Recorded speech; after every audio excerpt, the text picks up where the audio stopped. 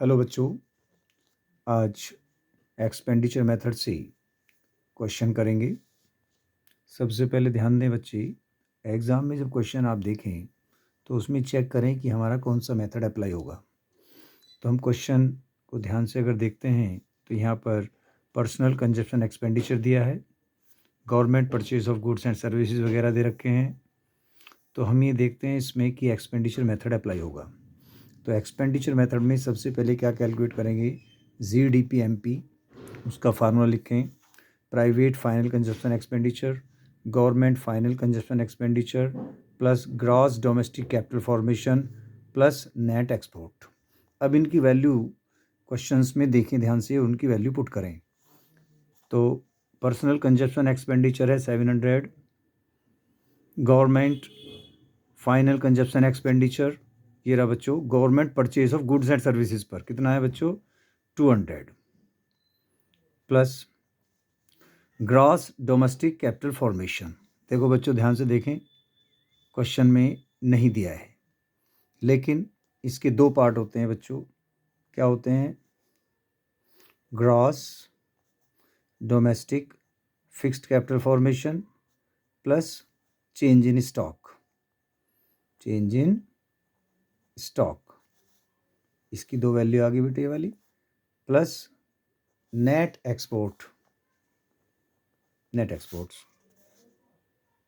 अब देखते हैं दोबारा वैल्यू बेटा, 700 plus 200 plus gross domestic fixed capital formation है क्या, gross domestic fixed capital formation नहीं दे रखा। तो इसके भी तीन पार्ट होते हैं बच्चों, इसकी जगह तीन वैल्यू लिख सकते हैं। ग्रॉस बिजनेस फिक्स्ड इन्वेस्टमेंट या कैपिटल फॉर्मेशन, बात एक ही है। ये रहा दूसरे नंबर पे, बिजनेस में फिक्स्ड इन्वेस्टमेंट हुआ, रेजिडेंशियल ने कंस्ट्रक्शन में इन्वेस्टमेंट किया, और ग्रॉस पब्लिक इन्वेस्टमेंट सरकार ने जो इन्वेस्टमेंट किया, इन तीनों को प्लस करना है।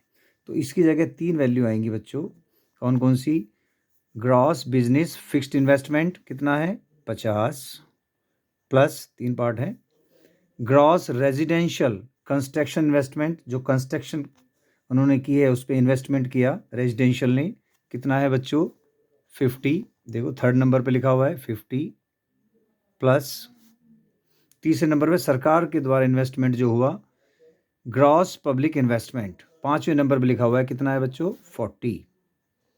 ये हो गया, इसकी जगह तीन वैल्यू आ गई, बिजनेस फिक्स्ड इन्वेस्टमेंट, रेजिडेंशियल का कंस्ट्रक्शन इन्वेस्टमेंट और gross public investment 40 plus change in stock कितना है बच्चों, चेंज इन स्टॉक जो इन्वेंट्री इन्वेस्टमेंट है इसको ही बोलते हैं हम चेंज इन स्टॉक। क्या बोलते हैं बच्चों, change in stock. Change in stock कितना है बच्चों 20 plus net export. Net export है बच्चों, नहीं है क्वेश्चन में, लेकिन नेट एक्सपोर्ट निकालते हैं, export minus import. Export minus import, export कितना है बच्चों 50 माइनस इंपोर्ट 20। ये रहा 50 एक्सपोर्ट है और इंपोर्ट कितना है 20, ब्रैकेट क्लोज्ड। अभी सब वैल्यू रख दी गई, अब इनको ऐड करते हैं, 700 प्लस 200 प्लस 50 50 100 और 40 140 प्लस 20 प्लस 50, 50 में से 20 माइनस करेंगे कितना हुआ 30। इन सबको ऐड कर लो बच्चों, ऐड करेंगे कितना आएगा 700 200 900 और 160 और 30, ये हो गया 1090, इतने करोड़ 1090। तो ये क्या कैलकुलेट हो गया बच्चों, GDP/MP। लेकिन हमें क्या कैलकुलेट करना है, देखो ध्यान से, GNP/MP, GNP/MP कह दो या GNP/MP, बात एक ही है। तो देयरफॉर GNP/MP क्या कैलकुलेट हुआ, GDP/MP। अब वही प्रोसीजर है, फार्मूला बनाएं, ग्रॉस से ग्रॉस नो चेंज, डोमेस्टिक से नेशनल क्या हो जाएगा प्लस NFIA, MP से MP नो चेंज। ठीक है, अब वैल्यू पुट करते हैं, gross domestic product at market price GDP MP calculate हो गया 1090 plus NFIA net factor income from abroad, ये रहा 9 वाले पे दिया गया net factor income from abroad, direct दी गई है वैल्यू 20,